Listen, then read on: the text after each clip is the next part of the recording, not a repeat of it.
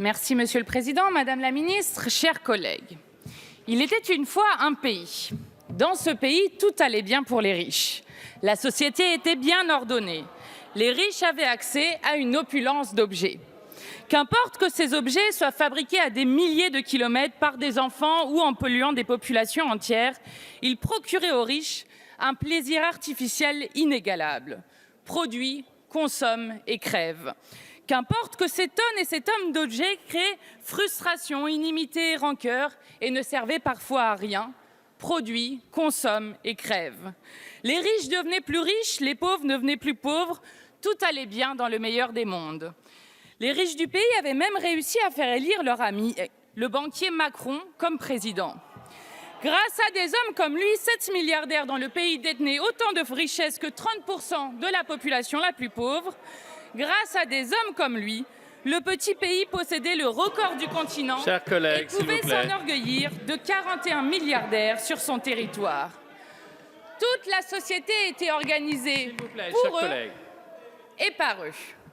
Qu'importe que le petit pays comptait aussi 9,8 millions de pauvres, produit, consomme et crève. Mais un jour, ce bel ordre fut brisé. La tranquillité des riches fut perturbée par des jeunes qui criaient dans leurs rues leur angoisse de l'avenir, qui envahissaient les banques, les centres commerciaux et même les ministères.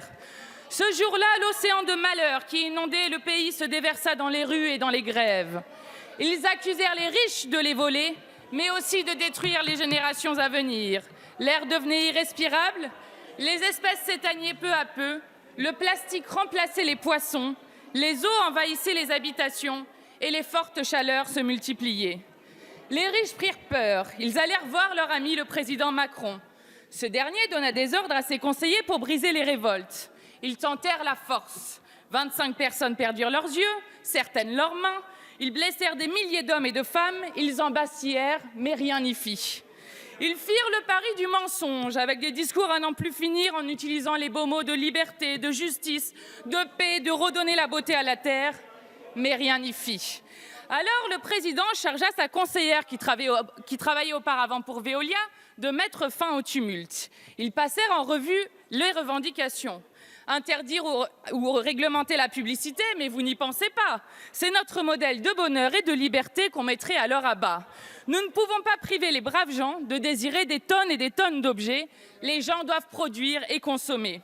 Interdire le plastique à usage unique, mais vous voulez tuer les entreprises. S'attaquer à l'obsolescence programmée et produire moins de déchets, mais vous voulez tuer notre croissance. Être un État fort et régulateur, mais ma parole, vous êtes totalitaire. Non, non, non, ce que nous allons faire, c'est choisir une date lointaine. Tellement lointaine que les gens ne pourront s'y projeter, tellement lointaine que les entreprises ne nous en voudront pas de l'avoir fixée. Le président réfléchit. Tiens, 2040 pour interdire les emballages plastiques. J'aurai 62 ans et ma retraite chapeau.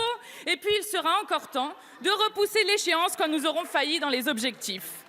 Et puis pour le reste, inciter les entreprises plutôt que de les contraindre, ça évitera d'embêter les copains.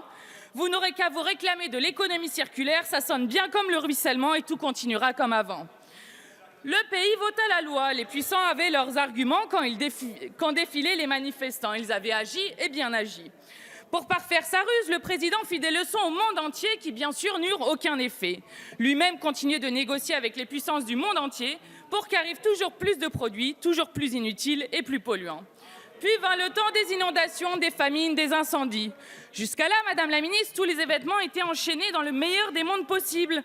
Car enfin, si le président Macron n'avait pas été élu pour servir les riches, si la colère qui s'exprime dans les rues, si les gilets jaunes, les grévistes, les marches pour le climat étaient écoutés, vous ne seriez pas en face de moi à écouter l'histoire de ce pays. Vous avez peut-être reconnu, Madame la Ministre, quelques phrases de Candide dans ce récit. On y trouve celle-ci. S'il nous faut des fables, que ces fables soient au moins l'emblème de la vérité. Voilà pourquoi je vous raconte cette histoire. J'ai entendu, Madame la Ministre, que vous vous êtes émue hier de notre populisme vert qui utiliserait l'écologie comme excuse pour casser le système. Mais c'est vous qui continuez un système de malheur en cassant nos écosystèmes. Nous ne sommes pas des populistes verts, mais des partisans de l'écologie populaire. Nous savons qu'il faut inventer un nouveau modèle en rupture totale avec le vôtre. Et votre projet de loi, ne vous en déplaise, n'opère pas la bifurcation écologique et solidaire dont nous avons urgemment besoin. S'il vous plaît, chers collègues, laissez l'orateur conclure. Je vous remercie.